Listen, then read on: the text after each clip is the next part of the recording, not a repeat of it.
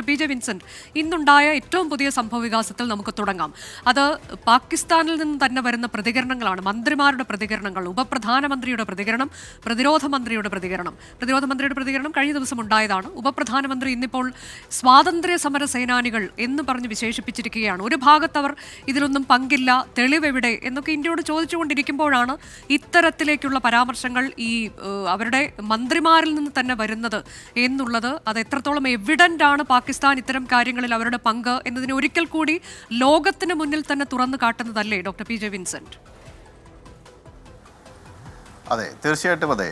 അതായത് പാകിസ്ഥാനിലെ military establishment പലപ്പോഴും പൊളിറ്റിക്കൽ ലീഡർഷിപ്പിൻ്റെ പൂർണ്ണമായ നിയന്ത്രണത്തിലല്ല. കൃത്യമായി 3 അധികാര കേന്ദ്രങ്ങൾ പാകിസ്ഥാനിൽ നമുക്ക് ഐഡൻറ്റിഫൈ ചെയ്യാൻ സാധിക്കും. ഒന്ന് അവിടുത്തെ പൊളിറ്റിക്കൽ ലീഡർഷിപ്പ്, മറ്റൊന്ന് മിലിറ്ററി, മറ്റൊന്ന് ഇതിൽ നിന്നൊക്കെ സ്വതന്ത്രമായി പ്രവർത്തിക്കുന്ന തീവ്രവാദ സംഘങ്ങൾ. അതിൻ്റെ നിയന്ത്രണം പലപ്പോഴും ഇൻ്റർ സർവീസ് ഇൻ്റലിജൻസിനാണ്. അപ്പോൾ അങ്ങനെ സ്വതന്ത്രമായി ഒരു സ്റ്റേറ്റ് വിതിൻ എ സ്റ്റേറ്റ് എന്ന നിലയിൽ പ്രവർത്തിക്കുന്ന മത ഭീകര സംഘങ്ങളും പാക് മിലിറ്ററിയും അതുപോലെ പൊളിറ്റിക്കൽ ലീഡർഷിപ്പും ഈ വ്യത്യസ്തമായി നിൽക്കുന്ന ഒരു കാഴ്ചയാണ് നമുക്ക് അവിടുന്ന് കാണുന്നത്. പക്ഷേ ഇപ്പോൾ നമ്മൾ ഈ പ്രതികരണങ്ങളിൽ നിന്ന് മനസ്സിലാവുന്നത് അവിടുത്തെ പൊളിറ്റിക്കൽ ലീഡർഷിപ്പ് പൂർണ്ണമായി അവിടുത്തെ മിലിറ്ററിയുടെ താല്പര്യങ്ങൾക്കൊപ്പം നിൽക്കുന്നു എന്നുള്ളതാണ്.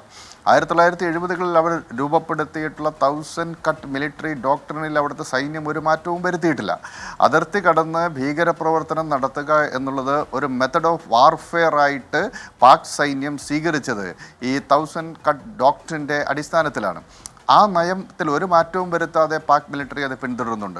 അതങ്ങനെ ചെയ്യുമ്പോഴും പലപ്പോഴും ഇന്ത്യയുമായിട്ട് 1972-ലെ സിംല കരാറിൻ്റെ സ്പിരിറ്റ് ഉൾക്കൊണ്ടുകൊണ്ട് തർക്കങ്ങൾ സമാധാനപരമായി ഉഭയകക്ഷി ചർച്ചകളിലൂടെ പരിഹരിക്കണം എന്നുള്ള സമീപനമൊക്കെ ചില ഘട്ടങ്ങളിലെങ്കിലും പാക് പ്രധാനമന്ത്രിമാരും സ്വീകരിച്ചിട്ടുണ്ട്. പക്ഷേ അതിനെയെല്ലാം വളരെ ഫലപ്രദമായി അവിടുത്തെ സൈന്യം ചെറുക്കുകയും അട്ടിമറിക്കുകയും ചെയ്തിട്ടുണ്ടെന്നുള്ളതാണ് ചരിത്രം നമുക്ക് നൽകുന്ന പാഠം. പക്ഷേ ഈ പഹൽഗാം ആക്രമണത്തിന് ശേഷം അവിടുത്തെ പ്രതിരോധ മന്ത്രി പറയുന്നു ഇവർ സ്വാതന്ത്ര്യ സമര സേനാനികളാണ്. അവിടുത്തെ ഉപപ്രധാനമന്ത്രി ഞങ്ങൾ കഴിഞ്ഞ 30 വർഷമായിട്ട് ഈ ഭീകരവാദികളെ സഹായിച്ചുകൊണ്ടിരിക്കുകയാണ് എന്ന് പറയുന്നു.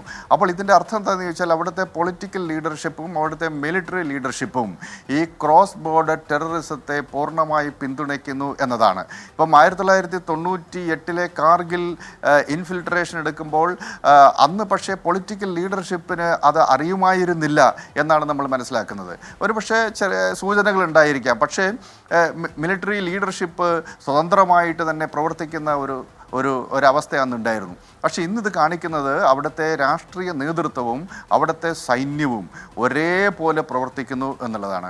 1972-ലെ സിംല കരാർ റദ്ദാക്കിയതോടുകൂടി ഇനി ഉഭയകക്ഷി ചർച്ചകളിലൂടെ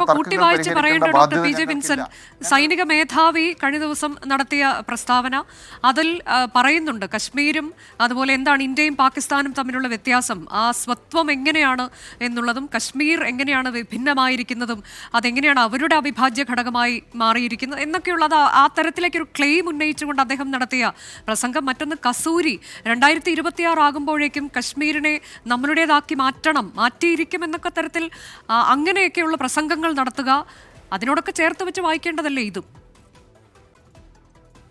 തീർച്ചയായിട്ടും അതെ. അവിടെ ഈ ഏറ്റവും ശക്തമായിട്ടുള്ള ഒരു തീവ്രവാദ സംഘമാണ് ലഷ്കർ ഇ തൈബ. ലഷ്കർ ഇ തൈബയ്ക്ക് പൊളിറ്റിക്കൽ വിങ് ഉണ്ട്. ജമാഅത്ത് തുവ എന്ന പേരിൽ അവരുടെ ഒരു രാഷ്ട്രീയ മുന്നണിയുണ്ട്. അതുപോലെ പാകിസ്ഥാൻ മർക്കസി മുസ്ലിം ലീഗ് എന്ന് പറയുന്ന പൊളിറ്റിക്കൽ ഫ്രണ്ടിന് അവർ രൂപം നൽകിയിട്ടുണ്ട്. ഈ ലഷ്കർ ഇ തൈബ എന്ന ഹൈഡ്ര ഹെഡഡ് ഓർഗനൈസേഷൻ്റെ ഏറ്റവും പ്രധാനപ്പെട്ട ഡെപ്യൂട്ടി കമാൻഡർ ആണ് ഈ കസൂരി എന്ന് പറഞ്ഞയാൾ. കസൂരി അദ്ദേഹം കങ്കൺപൂരിൽ പഞ്ചാബിലെ കങ്കൺപൂരിൽ മിലിറ്ററി ആസ്ഥാനത്ത് പോയിട്ട്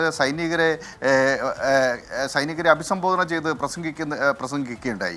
അതുപോലെ പഷ്തൂൺഖ പ്രോവിൻസിൽ അദ്ദേഹം ഇന്ത്യക്കെതിരായിട്ട് യുദ്ധം ചെയ്യാൻ ആഹ്വാനം ചെയ്യുന്ന പ്രസംഗം വന്നു കഴിഞ്ഞു.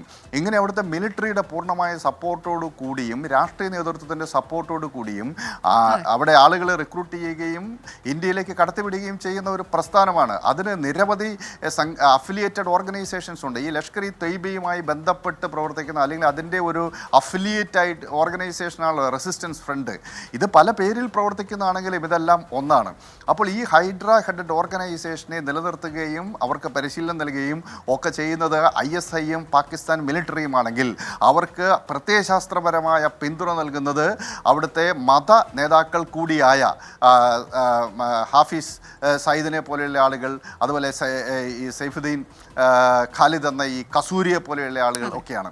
അപ്പോൾ ഒരേ സമയം പ്രത്യയശാസ്ത്രപരമായിട്ടും പ്രത്യയശാസ്ത്രപരമായി എന്ന് പറയുമ്പോൾ ജിഹാദിസത്തിൻ്റെ സലഫി ജിഹാദിസ്റ്റ് പ്രസ്ഥാനമാണ് ഈ ലഷ്കർ-ഇ തയ്ബ. അപ്പോൾ സലഫി ജിഹാദിസം ആ ആശയം ആളുകളിലേക്ക് അടിച്ചേൽപ്പിച്ച് റിക്രൂട്ട് ചെയ്ത് അവരെ ക്രോസ് ബോർഡർ കടത്തി ഇങ്ങോട്ട് വിടുകയാണ്. അപ്പോൾ അവരെ സംരക്ഷിക്കുന്ന നയം പാകിസ്ഥാൻ സ്വീകരിക്കുന്നു എന്നുള്ളതാണ്. ഇപ്പം മറ്റു പല ഇപ്പോൾ 2019 ഫെബ്രുവരി 14 പുൽവാമ ആക്രമണത്തിലടക്കം വേണ്ടത്ര തെളിവുകൾ എവിടെ എന്ന് അന്താരാഷ്ട്ര സമൂഹത്തിന് മുന്നിൽ പാകിസ്ഥാൻ ചോദിച്ചിരുന്നു. ഞങ്ങളും ഭീകരവാദത്തിന് ഇരയാണ്, ഇവിടെയും ഭീകരപ്രവർത്തനം നടക്കുന്നുണ്ട്, അതുകൊണ്ട് എന്താണ് തെളിവ് എന്ന് ചോദിക്കുന്ന ഒരു സാഹചര്യം ഉണ്ടായിരുന്നു. പക്ഷേ ഇപ്പോൾ അതിൽ നിന്നുമൊക്കെ വ്യത്യസ്തമായി ഞങ്ങൾ കഴിഞ്ഞ 30 വർഷമായി തീവ്രവാദത്തെ സഹായിക്കുകയാണ്.